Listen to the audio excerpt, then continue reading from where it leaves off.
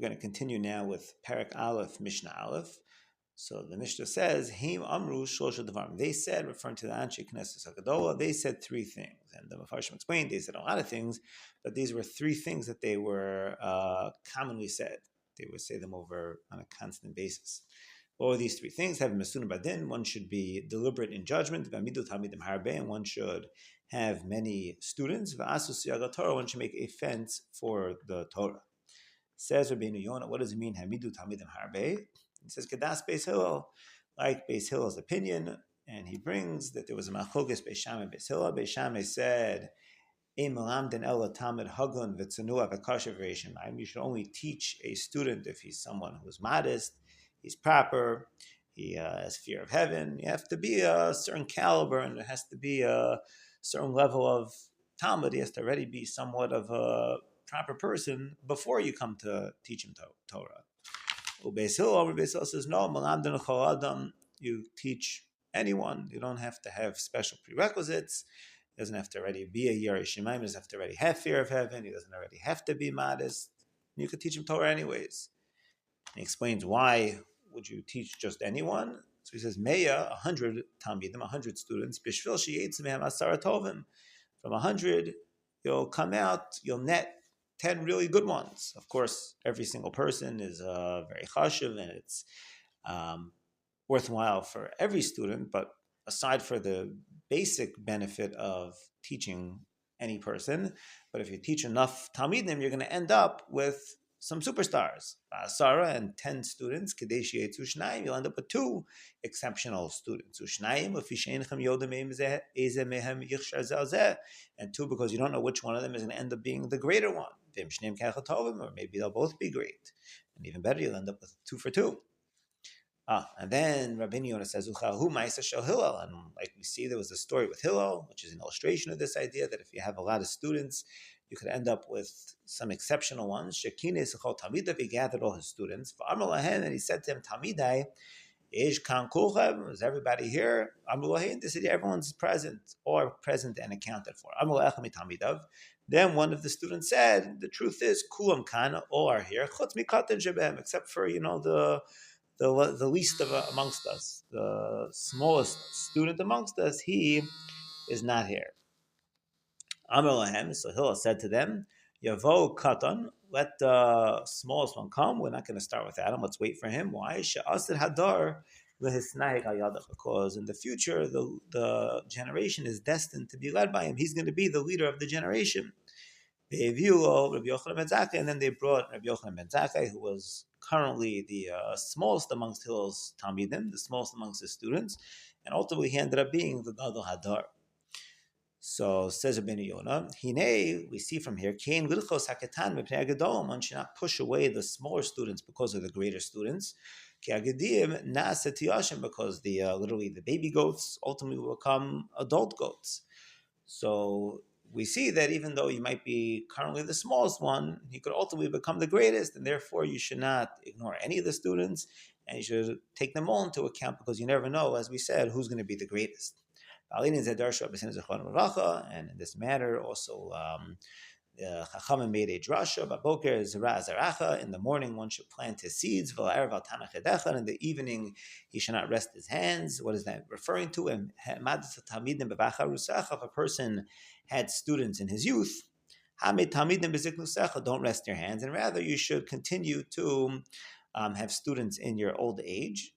And Rabbeinu Yonah ends off, having many students is something very good. And it's a schus for the Rebbe.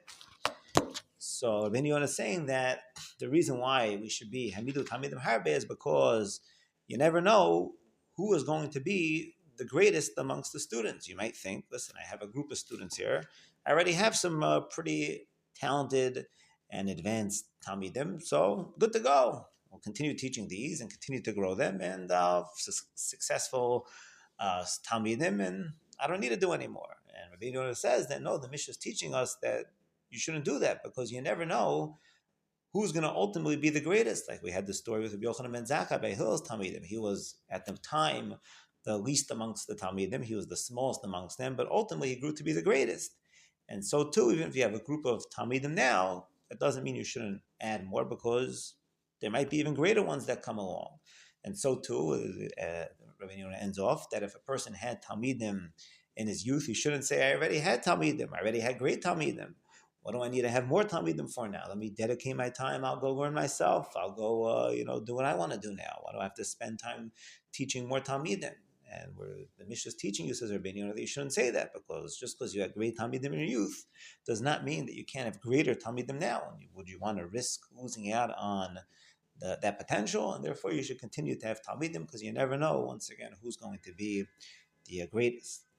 And when we think about it, it seems a little strange, because I understand that you could have a scenario where a person says, look, I had Talmidim and they weren't so great. So who knows, maybe if I add more Talmidim to the current class, then I'll actually end up with some real special superstars. I'll end up with some great Talmidim. Or I had some Talmidim in my youth, but they didn't end up really panning out to be too much. They didn't seem to go too well. They didn't grow to be anything special.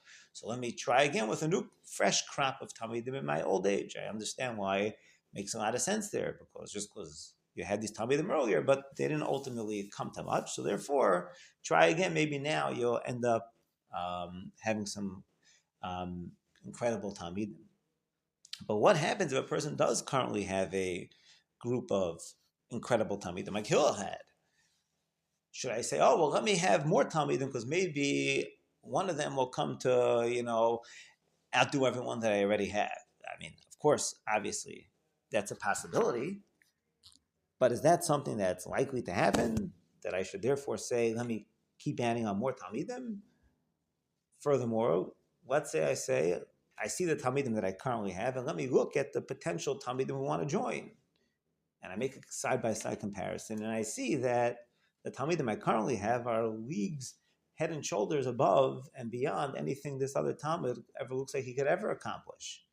So do I have to be concerned that maybe this other Talmid that wants to join is going to become greater than the ones I have? Or I had Talmidim in my youth, and they were superstars. I had Talmidim that went on to become, Chaim Kanievsky and Rabbi Yosef, the Baba Sali. I had incredible Talmidei Chacham, Tzaddikim that came from my Talmidim. Do I have to be seriously concerned that maybe if I make a new group of Talmidim, they'll even outdo them? And look at who the people are that are coming to me. So do I really need to be concerned maybe they'll be greater? And it seems from here the answer is yes, that it doesn't matter if currently your Talmidim are the greatest tzaddikim, the greatest Talmidei Chacham, like by Hillel. Who were his Talmidim? They were the Tanaim. They were the ones who authored the Mishnayos. They were Talmidei Chacham beyond anything we could begin to fathom. And yet the smallest one amongst those was able to ultimately outgrow and outdo all the other ones. It became even greater than them. And so too, it doesn't matter who your Talmidim currently are. It doesn't matter what the Talmud in front of you looks like he could accomplish. We tell you, says Hillel, Rabbeinu Yonah is saying that the Mishna is telling us, we say to you that yes, that Talmud who stands in front of you, that you cannot fathom how he could ever possibly grow to be anything to outdo these current Talmidim that you have, or the new crop of Talmidim in your old age that are looking to have you be their Rebbe. And you look at them and say, there's no way these guys are going to ever amount to anything, and they're certainly not going to amount to anything like my previous Talmidim. We tell you, no, that's not true. You have no idea what these Talmidim could amount to. And they could not only amount to something, they could even end up outdoing the current crop of Talmidim that you have, as great as they are, or the previous crop of Talmidim that you had, as great as they were. And even though you can't begin to see how these guys could come to anything. And perhaps the reason for that is because, the Gemara says that if a person says, Yagati v'lo matzasi al tamin, lo yagati matzasi al tamin, yagati matzasi tamin. A person says, Yagati, I toiled in Torah, v'lo matzasi, but I wasn't successful, al tamin, don't believe him. Or lo yagati, I did not toil, umatzasi, and I was successful, also al tamin, don't believe him. Yagati, I toiled umatzasi, and I was successful, tamin, then you believe him. And the famous question everybody asks is, why do we say the Lashon? Why do we use the term Yagati umatzasi? I toiled. Matzasi literally means I found. Why do you say I found? Right? If somebody says, I worked on building a house for a year, did I find the house after? I didn't find the house. I made the house with my toil. So how come over here we say Yagati, I toiled, and then I found? You didn't find, you made your understanding of Torah through your toil. And many people give the answer, famous answer, that the reality is that you could toil on Torah from today till tomorrow, your entire life, and you'll never truly be able to grasp it. Why? Because the Torah is the Das of Hashem. And we're human beings, and our minds can never begin to fathom the Das of Hashem. And therefore, the only way we're able to begin to fathom the Das of Hashem is because Hashem gives it to us. And it has nothing to do with our toil. Our toil doesn't really make it. Oh, so why do you have to toil? Then why does Hashem just give it to you? The answer is because Hashem adds preconditions. If you want to be Zocha, to get this Mitzvah, to find this Torah that Hashem should grant it to you, you have to put in the effort and you have to put in the toil. That's a precondition to be granted this present from Hashem, this knowledge of the Torah. And if that's the case, then that means it's really unlimited. There's no limitation to how much you could get. Because the same way Hashem give you a little, Hashem give you a lot. There's no difference between the two. And it's nothing to do with you. And therefore, it doesn't matter who you are, and it doesn't matter what your, so to say, natural capabilities are. If a person, maybe you have to put in a lot of hard work. We're not saying there are shortcuts. A person does have to put in a lot of hard work. He has to toil. It's called toil. And he has to daven, and he has to want it, and he has to ask Hashem for it, and put in the effort. But if he does, then it's possible he could end up with everything far, far beyond anything that even he looks like he can naturally get. Hashem just grants it to him. And if we appreciate the incredible power that we have and the capability that we have to grow in our Torahs, then no one should ever say to themselves, I'm just starting out. How could I begin to amount to anything where I've even tried learning and it hasn't, I haven't really managed to go too far. A person shouldn't think that he can't. If a person puts in the effort and he davens to Hashem, and Bez Hashem, he'll see incredible results, and he can grow to go beyond, even far beyond, even the greatest people that are already here. And one other thing we see from here to appreciate is that sometimes a person thinks, why do we need so many Talmidim? Is it so important? We already have so many Talmidim. Let's say I'm running yeshiva. Do I need to have more Talmidim? And we see from here that yes, it is very important, because who would want to take the chance of missing out on the next Rav Chaim Kanievsky or the next Rav Adi Yosef? Say, what do you mean? Who are these guys that are maybe going to come to my yeshiva? Who are they going to be anyways? And we're telling you here, says Rabbeinu Yonah, that no, those Talmidim who might come to yeshiva, if you just make some extra space for them, you put in extra effort to accommodate them, they might end up being the ones that are the Gedolei Adar, like Rabbi Yochanan ben Zakkai. They might be the ones that end up being the greatest, even though you don't even see any potential for that. And if that's the case, we have to make sure as much as possible, anytime somebody does want to, for sure, where they are coming and they want to try to learn, to make sure that we do our part to enable them to come to learn. And as Hashem, if we do our part, that could be another reason for Hashem to give them the siyata d'shmaya, we could be zocha, then to have tremendous Talmidei Chacham and tzaddikim come out. And one last thing we see from here as well, Rabbeinu Yonah says, is that besides for having a lot of Talmidim being a good thing, it's also, on top of that, Rabbeinu Yonah says, is that it's something good for the Rebbe. Right? Ultimately, it's for the benefit of the Rebbe.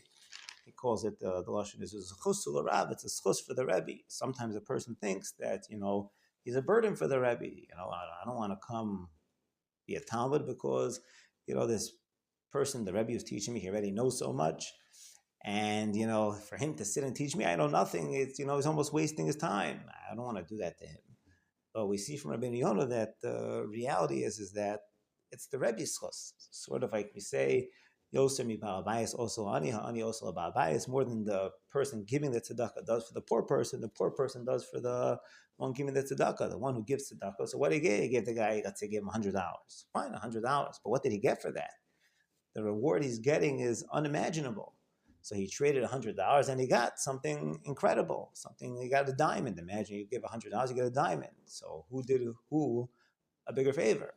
So too, when the Talmud comes, yes, it's true, the Rebbe is teaching the Talmud and he's taking his time, his effort, and he could maybe be doing other things, but he's getting schus.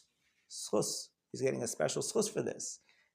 So in reality, when the Talmud comes, he's really benefiting the Rebbe. Therefore, a person should never withhold themselves from going to learn because they think that they're burdening the Rebbe. They have to remember that, on the contrary, they are almost, so to say, doing the chesed with the Rebbe, and they are giving the Rebbe even more, perhaps, than he might be giving them. And by Hashem, we can all keep these in mind and try as much as we can to take advantage of our opportunities to learn and to grow. And by Hashem, we could all grow and come to tremendous Talmidei Chacham.